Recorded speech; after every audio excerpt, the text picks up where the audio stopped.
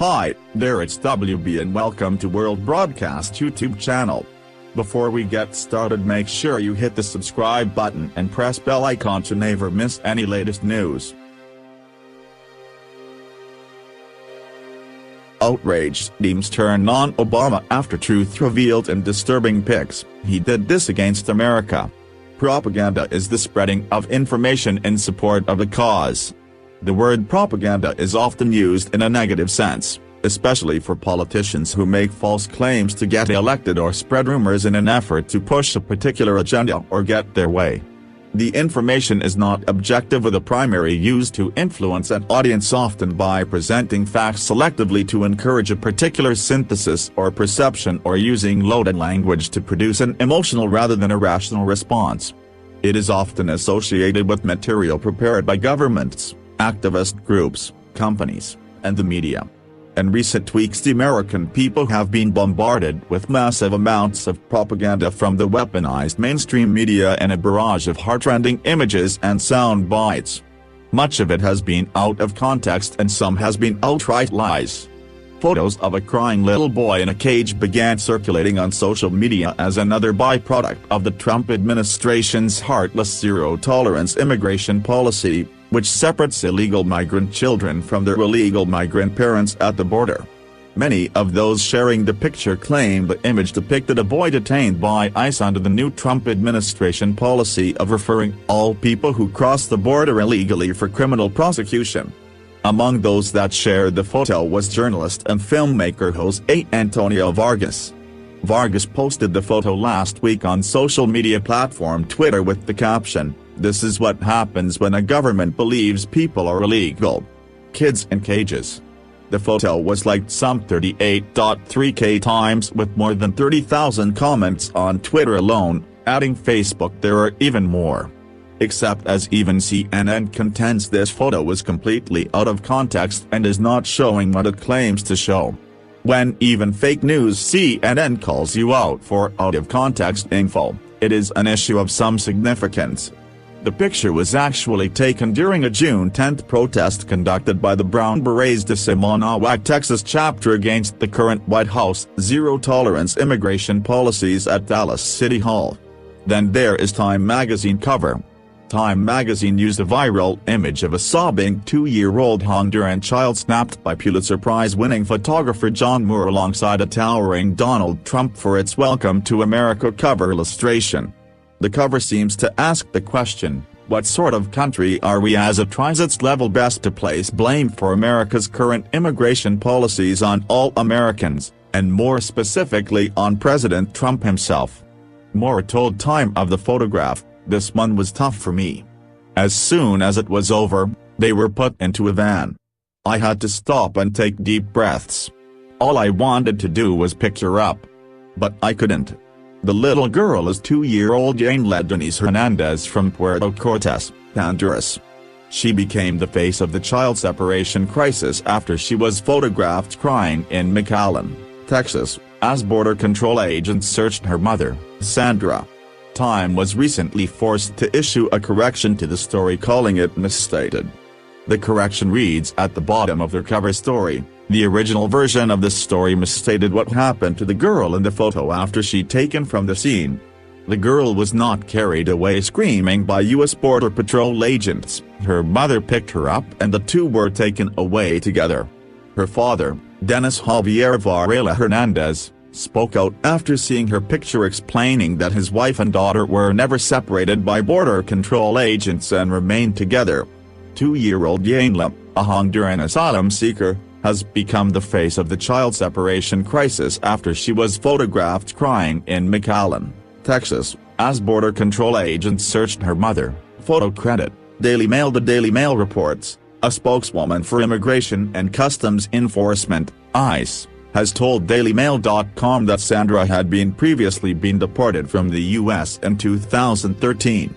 The spokeswoman said that she was encountered by immigration officials in Hebronville, Texas, and sent back to Honduras 15 days later under expedited removal.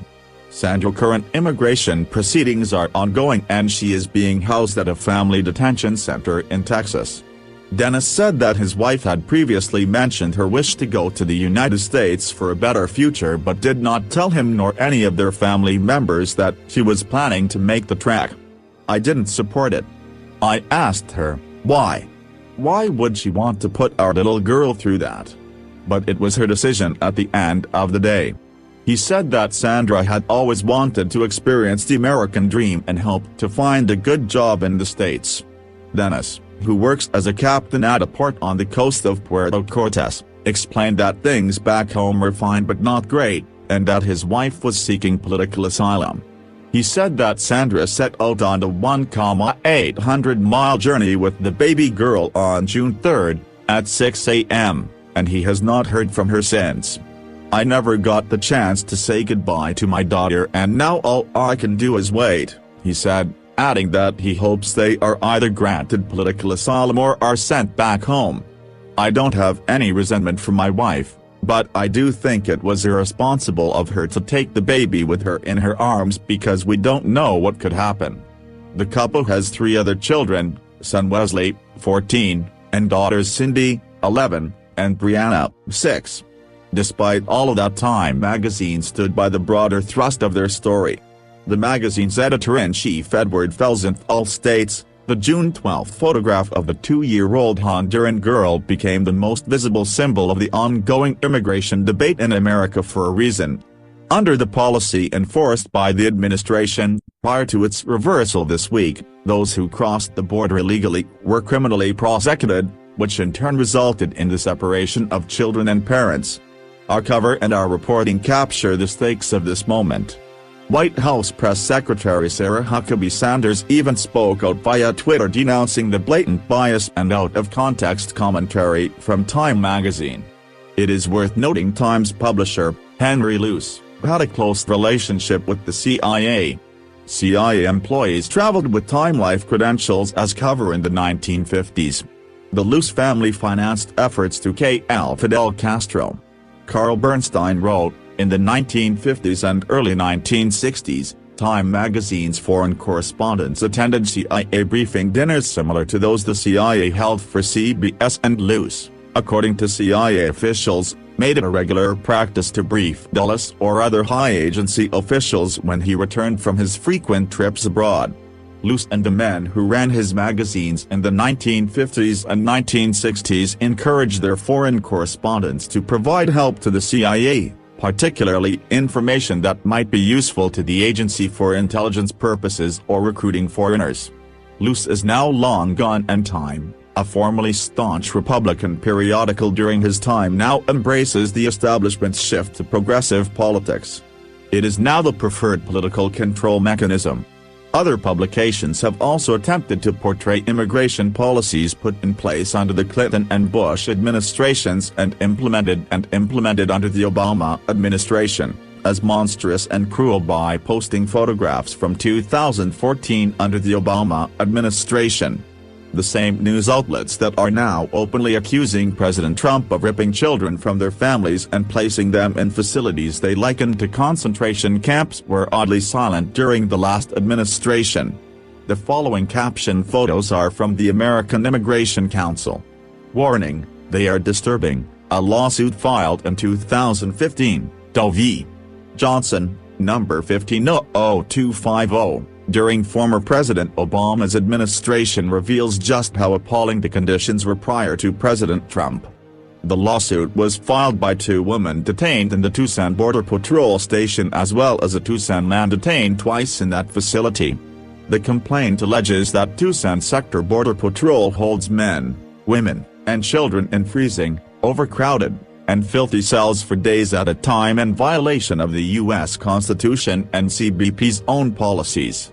Detained individuals are stripped of outer layers of clothing and forced to suffer in brutally cold temperatures, deprived of beds, bedding, and sleep, denied adequate food, water, medicine and medical care, and basic sanitation and hygiene items such as soap, sufficient toilet paper, sanitary napkins, diapers, and showers, and held virtually incommunicado in these conditions for days.